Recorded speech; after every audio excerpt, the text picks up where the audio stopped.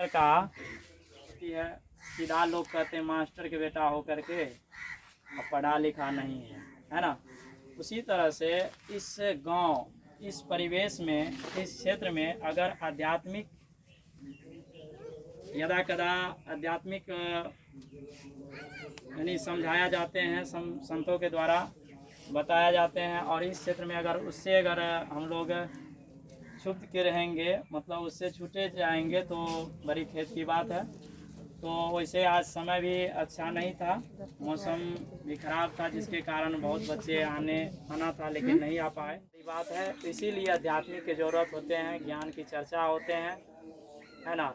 और आज भी जो शिक्षक दिवस हम लोग मनाने आए हैं, ऐसे महापुरुष के जन्मदिन पे मनाए आए हैं कि वह एक शिक्षक रह चुके, और शिक्षक रहते हुए उन्होंने देश के प्रथम उपराष्ट्रपति बने, और प्रथम उपराष्ट्रपति और द्वितीय राष्ट्रपति के रूप में चुने गए, यानी जिनका नाम हम कह सकते हैं डॉक्टर सर्वपल्ली राधाकृष्णन, जिनका जन्म आंध्र प्रदेश के त्रिवन गांव में हुआ, एक छोटे से गांव में, और उनका जन्म 5 सितंबर 1888 को हुई, और उनका निधन अप्रैल 1975 को हो गया।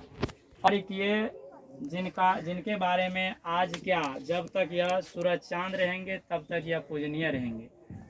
ही नहीं सीमित है, जब ये 1954 में दिया गया भारत सरकार के द्वारा, और इनको के आपके जन्मदिन, इनको कहने लगे कि आपका जन्मदिन हम लोग मनाएंगे, तो यह अपने जन्मदिन को बोले नहीं, हमारे जन्मदिन नहीं मनाइए, शिक्षक दिवस ही मनाइए इस दिन में।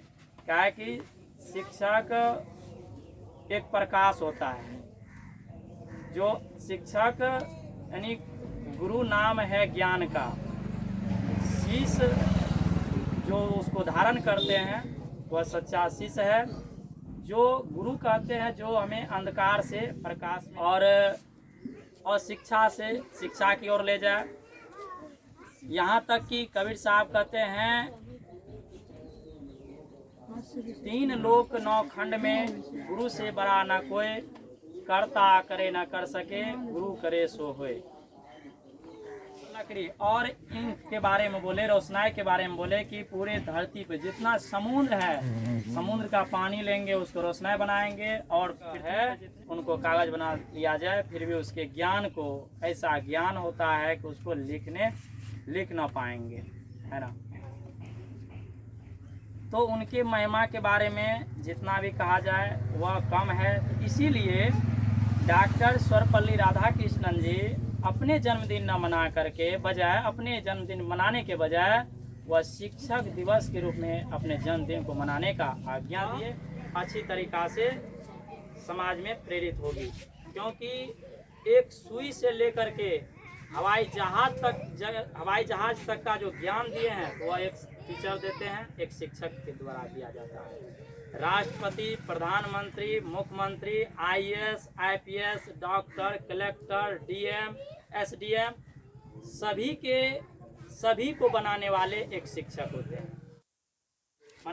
मनाने आए हैं, और शिक्षक को भी अपने कर्तव्य कर्म का ध्यान रखना चाहिए।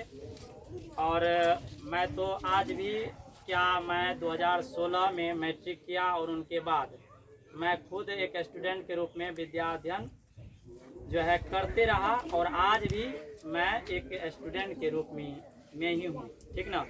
और जहाँ तक बन पाता है, जितना हमने ज्ञान अर्जन किया है, प्रकाश देने का प्रयास छात्र के रूप में मैं खुद अध्ययन करता हूँ। और रहा बात ज्ञान का, तो ज्ञान जब तक हम लोग अंत समय चिता पे न जल जाएं, तब तक ज्ञान अर्जन करते रहता है हर इंसान, हर मानव।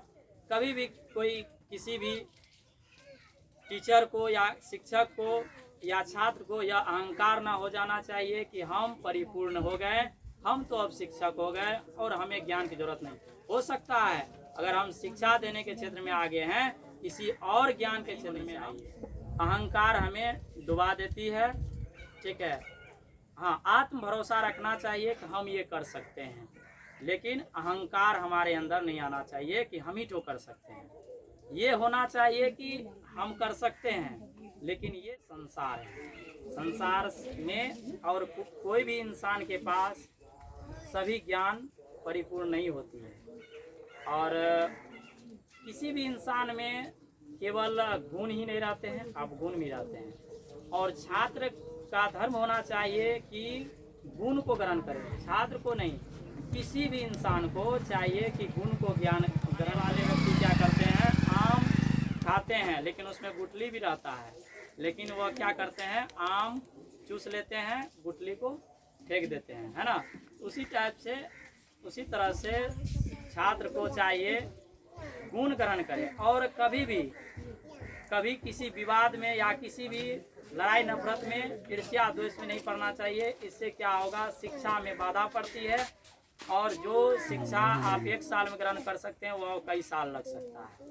इसीलिए अध्ययन करने वाले छात्र को, और जिस तरह से साधक होते हैं किसी भी चीज को नहीं देखते हैं, अपने साधना में रहते ख्याल, उसी तरह से छात्र को भी चाहिए, है ना।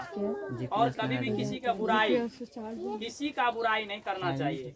इससे क्या होता है, अभी हाल फिलहाल में अगर आप लोग क्या कहते हैं, सोशल मीडिया से जुड़े होंगे तो हम भी कभी कभी लगाते हैं। सोशल मीडिया पे बहुत चीज का ज्ञान मिलता है, लेकिन हमें अच्छा ज्ञान लेना चाहिए। आज बिंदुल बाबा भी उसी की भाषा में हमको बहुत सुंदर से बता रहे थे छात्र को कैसा रहना चाहिए, छात्र को सुबह में जग करके क्या करना चाहिए, बड़ी प्रेम से बता रहे थे। जो आए तो सुने, है ना। सुबह में जग करके तुरंत मतलब ब्रश नहीं करना चाहिए बोल दिए। क्या करना चाहिए, सबसे पहले पानी पीने से ही पहले कुछ आज्ञा दिए थे। शिक्षक में जो ज्ञान रहते हैं वह छात्र में स्वाभाविक आ जाते हैं। तो हमारा सब दिन से मेरा आप लोग पता कीजिएगा, हम जब से यह ज्ञान हुई कि सुबह में माँ बाप को प्रणाम करना चाहिए जगने के साथ में, और गुरु हैं या बड़े हैं उनको भी प्रणाम करना चाहिए। तो हम लगभग प्रयासरत हैं, जब से यह ज्ञान हुआ हम करते हैं। लेकिन आप लोग में से कोई ऐसा हाथ नहीं खड़ा किए, तभी हमारा बड़ा दुख हुआ कि जिसके गुरु में यह है ज्ञान, लेकिन साथ में किसी में नहीं हुआ। क्योंकि देश में पहले ही बताया हम कि यह ऋषि प्रधान और कृषि प्रधान देश है। यहाँ संतों की परंपरा की भूमि रही है ना। तो कई महान संत हुए, कई महान संत अभी भी हैं। तो उनके शिक्षक में जो ज्ञान रहते हैं वह छात्र में स्वाभाविक आ जाते हैं। तो हमारा सब दिन से मेरा आप लोग पता कीजिएगा, हम जब से यह ज्ञान हुई कि सुबह में माँ बाप को प्रणाम करना चाहिए जगने के साथ में, और गुरु हैं या बड़े हैं उनको भी प्रणाम करना चाहिए। तो हम लगभग प्रयासरत हैं, जब से यह ज्ञान हुआ हम करते हैं।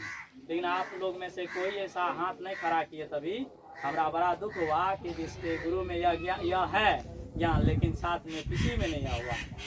क्योंकि क्या कहा उनके बारे में भी कहा जाता है रामायण में कि प्रातः काल उठी के रघुनाथा, मातु पिता गुरु नवावे माथा। सबसे पहले जब वो जगते थे भगवान होकर के ईश्वर, वह भी माँ बाप को शरणवाते थे, गुरु को शरणवाते थे, है ना। और तब जा कर के अगला काम क्या है, पानी पीना चाहिए, और पानी में गुनगुना होना चाहिए। या आज के समय अभी गर्मी है तो न भी पिएगा चलेगा, लेकिन ठंड महीना में तो पानी पीने के बाद हम लोग शौच करेंगे। उसके बाद वही परमानंद जी महाराज के बारे में इसलिए बोले, वो भी बताते हैं शौच स्नान कीजिए।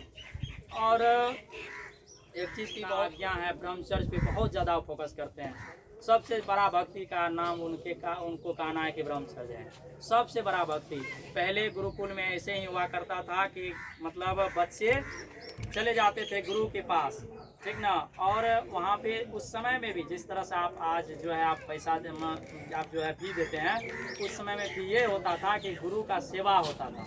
जंगल में हुआ करता था गुरुकुल, और वहाँ पे गुरु की सेवा करते थे और गुरु उसकी उनको शिक्षा देते थे।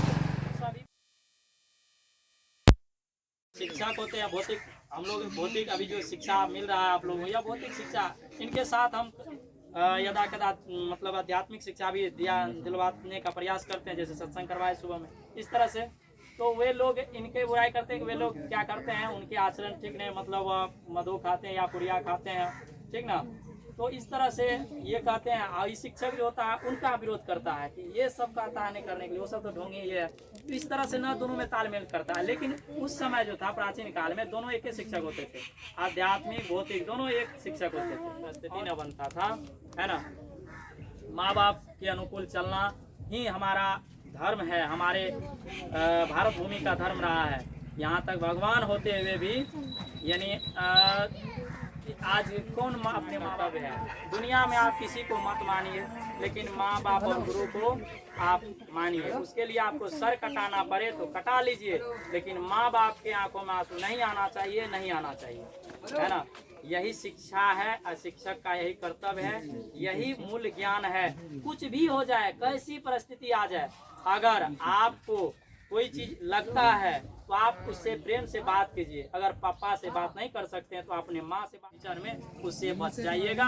और माँ बहुत होगा तो बहुत ज्यादा बुरा बात होगा, दो चार दे देंगे, लेकिन क्या आपका जीवन नष्ट नहीं हो सकता है। लेकिन अगर आप उस चीज को दबा के रखिएगा, आगे चल के नष्ट होगा, तो तुरंत तो आपको बहुत अच्छा लगेगा, लेकिन उसके बाद फल आपको जीवन भर भोगना पड़ेगा और उसका पश्चाताप करना पड़ेगा। और बार बार इस बात से पछताइएगा, हमने बहुत भूल किए हैं। और एक बार समय निकल जाने के बाद एक बार जीवन में गलती कर जाता है। जो समय आज है, यह समय फिर कभी नहीं आएगा।